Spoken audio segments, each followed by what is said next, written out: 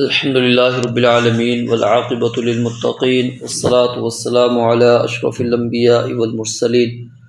اعوذ باللہ من الشیطان الرجیم انما كان قول المؤمنین اذا دعوا الى اللہ ورسولہ لیحکم بینہم انما اس کے سوا نہیں، صرف کان قول المؤمنین ہوتا ہے ایمان والوں کا قول، ہوتی ہے ایمان والوں کی بات، اذا دعوا الی اللہ ورسولہ جب وہ اللہ اور اس کے رسول کی طرف بلائے جائیں، لیحکم بینہم تاکہ وہ ان کے درمیان فیصلہ کرے، ان یقولوا سمعنا واطعنا کہ ہم نے سنا اور ہم نے اطاعت کی، وَأُولَئِكَ هُمُ الْمُفْلِحُونَ اور یہی لوگ فلاح پانے والے ہیں۔ وَمَن يُطِعِ اللَّهَ وَرَسُولَهُ اور جو کوئی اللہ اور اس کے رسول کی اطاعت کرے گا، وَيَخْشَ اللَّهَ اور اللہ تعالیٰ سے ڈرے، وَيَتَّقْهِ اور اس سے بچے، فَأُولَئِكَ هُمُ الْفَائِزُونَ پس یہی لوگ کامیاب ہونے والے ہیں، مراد پانے والے ہیں۔ کل کی آیات کے اندر ہم نے منافقین کا طرز عمل پڑھا تھا کہ جب ان کو اللہ اور اس کے رسول علیہ السلام کے فیصلے کی طرف بلایا جاتا ہے تو ان کی کیفیت کیا ہوتی ہے۔ آج کی آیات کے اندر اللہ تعالیٰ نے اہل ایمان کی حالت کو بیان کیا اور خالص جو مومنین ہیں ان کی اللہ رب العالمین نے اس آیت کے اندر ان کا طرز عمل نقل کیا ہے۔ فرمایا ایمان والے جب بھی ان کو اللہ اور اس کے رسول علیہ السلام کی طرف ان کو بلایا جاتا ہے، چاہے اس معاملے کا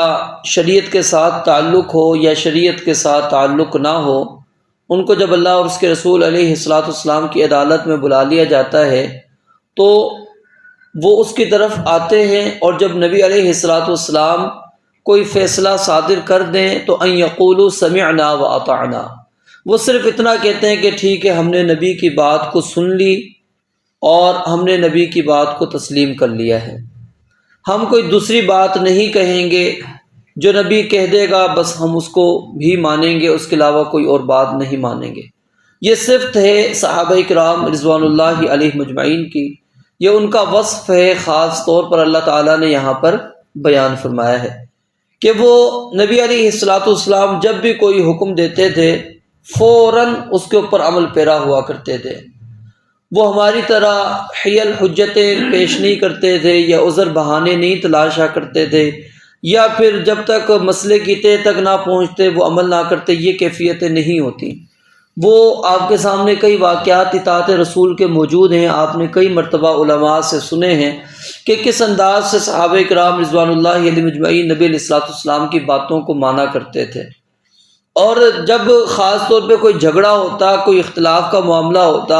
اس کے اندر اگر فیصلہ ہو جایا کرتا تو صحابہ کرام یہ نہیں کہا کرتے تھے کہ آپ نے ہمارے متعلق غلط فیصلہ کیا، نہیں، بلکہ جو نبی علیہ السلام فیصلہ کرتے وہ اس کو تسلیم کر لیا کرتے تھے۔ اور اس کی مثال ایک فلا وربک لا یؤمنون حتی یحکموک فیما شجر بینہم، اس آیت کی شان النزول کے اندر جو واقعہ موجود ہے، ایک انصاری صحابی اور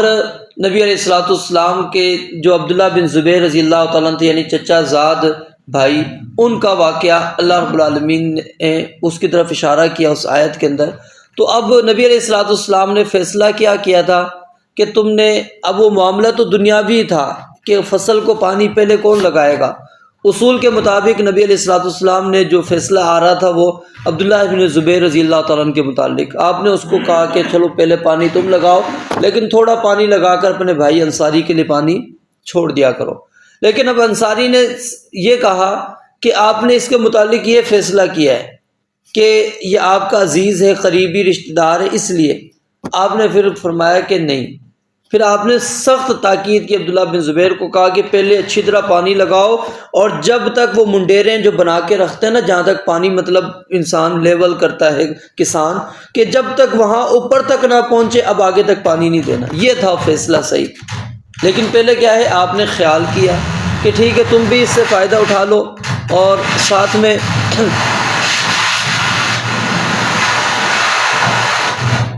ساتھ میں جو ہے ان کو بھی فائدہ پہنچا دو۔ لیکن کیا تھا کہ انہوں نے سمجھا کہ نہیں، نبی علیہ الصلوۃ والسلام نے اپنے عزیز کو مقدم کیا ہے، تو آپ نے پھر صحیح فیصلہ جو تھا، جو حق تھا، وہ پھر فیصلہ آپ نے کیا۔ اسی طرح کئی واقعات ہم دیکھتے ہیں، عبداللہ بن مسعود کا واقعہ موجود ہے، عبداللہ بن عمر کا واقعہ موجود ہے کہ وہ نبی علیہ الصلوۃ والسلام نے حکم دیا اور جہاں پر تھے وہیں پر بیٹھ گئے۔ وہ جوتوں والا واقعہ آپ کے سامنے معروف ہے کہ وہیں پر وہ جوتے والی جگہ پر ہی بیٹھ گئے۔ جب آپ نے کہا کہ صحابہ کو بیٹھ جاؤ، تو نبی علیہ السلام نے جب تھوڑی دیر بعد دیکھا کہ وہ وہاں پر بیٹھے ہوئے ہیں، تو آپ نے کہا کہ میں نے تو آپ کو تو نہیں کہا تھا۔ آپ نے کہا جب آپ نے کہا بیٹھ جاؤ، اس کے اندر میں بھی شامل تھا۔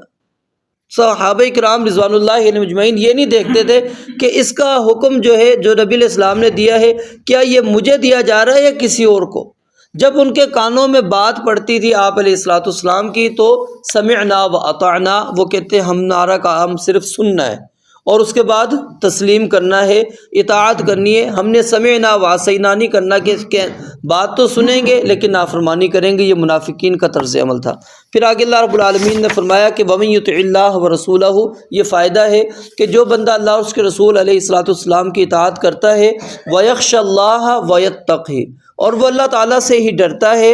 اور اپنے آپ کو وہ اللہ اور اس کے رسول کی نافرمانیوں سے بچاتا ہے، فَأُولَٰئِكَ هُمُ الْفَائِزُونَ، تو یہی لوگ کامیاب ہونے والے ہیں۔ یعنی ان دو آیات کے اندر اللہ تعالیٰ نے کامیاب لوگ، جو مراد کو پانے والے لوگ،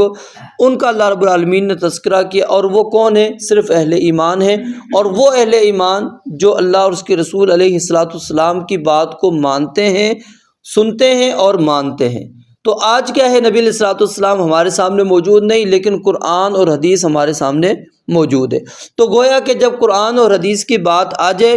پھر آپ کو سمجھ آئے نہ آئے، آپ کی عقل اس کو تسلیم کرے یا نہ کرے، تو اہل ایمان کا یہی شیوہ ہونا چاہیے کہ وہ فوراً تسلیم کرے، وہ مان لے کہ ٹھیک ہے، یہ صحیح حدیث نبی علیہ الصلوۃ والسلام سے ثابت ہے، لہٰذا میں اس کے اوپر عمل کروں گا۔